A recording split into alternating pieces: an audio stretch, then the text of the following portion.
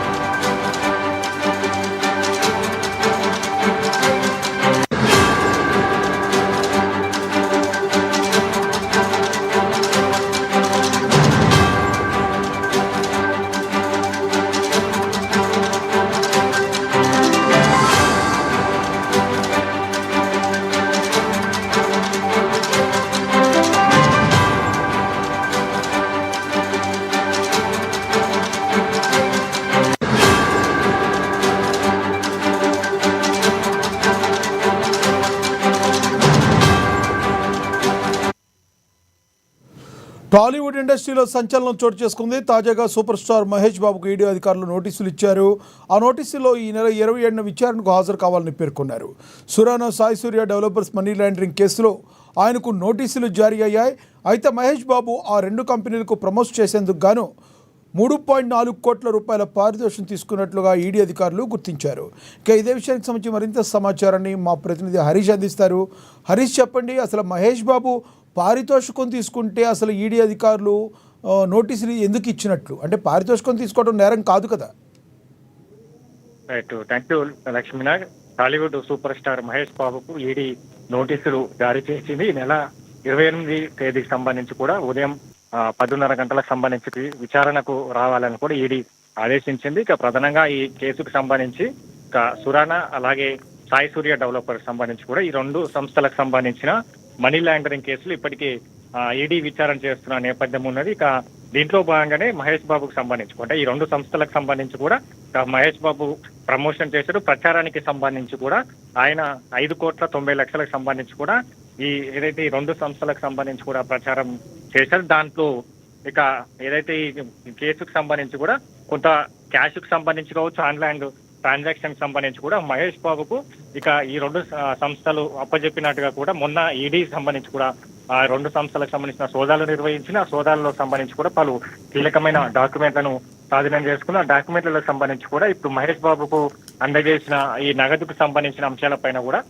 దాంట్లో ఈడీ గుర్తించిన నేపథ్యంలో ఇందుకు సంబంధించి కూడా మహేష్ బాబుకు విచారణకు రావాలని ఆదేశించిన నేపథ్యం అయితే, ఎందుకంటే ఈ 5,90,00,000లకు సంబంధించి కూడా దీంట్లో 3,40,00,000లకు సంబంధించి కూడా చెక్కుల ద్వారా మహేష్ బాబుకు అందజేసినట్టుగా కూడా అక్కడ పత్రాలు నమోదు చేయడం జరిగింది. ఇక దాంతో పాటుగా మరో 2,50,00,000లకు సంబంధించి కూడా లిక్విడ్ క్యాష్ రూపంలో ఇచ్చిన నేపథ్యం అయినది. కానీ ప్రధానంగా ఈ లిక్విడ్ క్యాష్ అంటే ఈ క్యాష్ కు సంబంధించి కూడా లిక్విడ్ క్యాష్ ఎందుకు అప్పజెప్పవలసి వచ్చింది, లిక్విడ్ క్యాష్ కి సంబంధించి కూడా దానికి సంబంధించిన ఏదైతే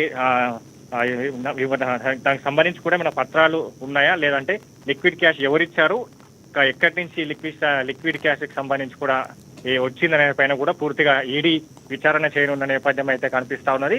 ఇందుకు సంబంధించి కూడా అంటే ఈ రెండు సంస్థలకు సంబంధించి ఇప్పటికే పలు కేసులు కూడా నమోదయ్యి రెండు సంస్థలకు సంబంధించి కూడా అక్రమ లేఅవుట్లు కావచ్చు, ఒక ఫ్లాట్ కు సంబంధించి కూడా ఇద్దరికి. అయితే హరీష్, ప్రధానంగా చూసుకుంటే ఈ మహేష్ బాబు అంటే సామాన్యమైన హీరో కాదు, అతను ఒక సూపర్ స్టార్.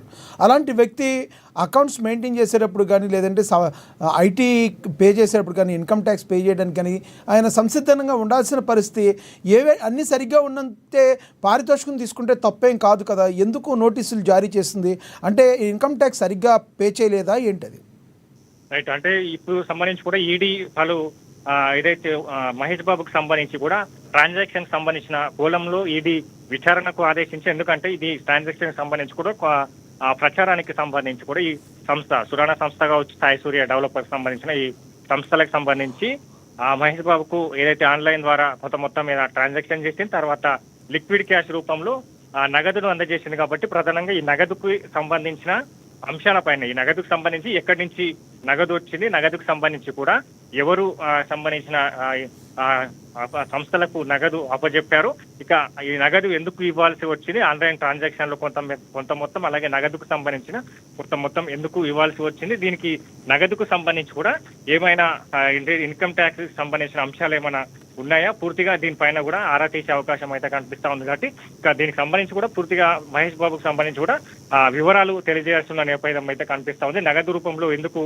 తీసుకోవాల్సి వచ్చింది, ఆ ట్రాన్సాక్షన్ ఆన్లైన్ ట్రాన్సాక్షన్ లో కొంత మొత్తం డబ్బు ఎందుకు తీసుకోవచ్చింది, దీనికి సంబంధించి కూడా ఇన్కమ్ ట్యాక్స్ కు ఏమైనా మీరు పే చేశారా దానిపైన కూడా పూర్తి స్థాయిలో ఈడీ విచారణ చేసే అవకాశం అయితే కనిపిస్తుంది. కాబట్టి మహేష్ బాబుకు సంబంధించి కూడా ఈ నగదు ట్రాన్సాక్షన్ పైన ఈడీ నోటీసులు జారీ చేసింది. ఇక ఈ రెండు సంస్థలకు సంబంధించి, అంటే ఈ రెండు సంస్థలకు సంబంధించి కూడా ఈడీ, సిబిఐకి సంబంధించిన ఎంక్వైరీ జరుగుతుంది. గతంలో ఈ రెండు సంస్థలు అంటే సాయి సూర్య సంస్థ కావచ్చు, ఇక మిగతా సంబంధించిన ఈ రెండు సంస్థలు షెల్ కంపెనీలను ఏర్పాటు చేసినట్టుగా కూడా అభియోగాలు ఉన్నాయి. ఇక ఈ సంస్థలకు సంబంధించి కూడా చెన్నై ఎస్బీఐ బ్యాంకు ద్వారా కూడా వేల కోట్ల రుణాలు తీసుకుని షెల్ కంపెనీలను ఏర్పాటు చేసి ఆ లావాదేవీలకు సంబంధించి కూడా ఇతర షెల్ కంపెనీలకు తరలించడం జరిగింది. దాన్ని రియల్ ఎస్టేట్ లో సంబంధించిన పూర్తిగా పెట్టుబడులు పెట్టడం జరిగింది. రియల్ ఎస్టేట్ కి సంబంధించి కూడా అక్రమ లేఅవుట్లు కావచ్చు, రిజిస్ట్రేషన్ సంబంధించిన లేని లేఅవుట్లకు సంబంధించి కూడా పెద్ద ఎత్తున ప్రజలకు అప్పచెప్పేందుకు ఈ రెండు సంస్థలు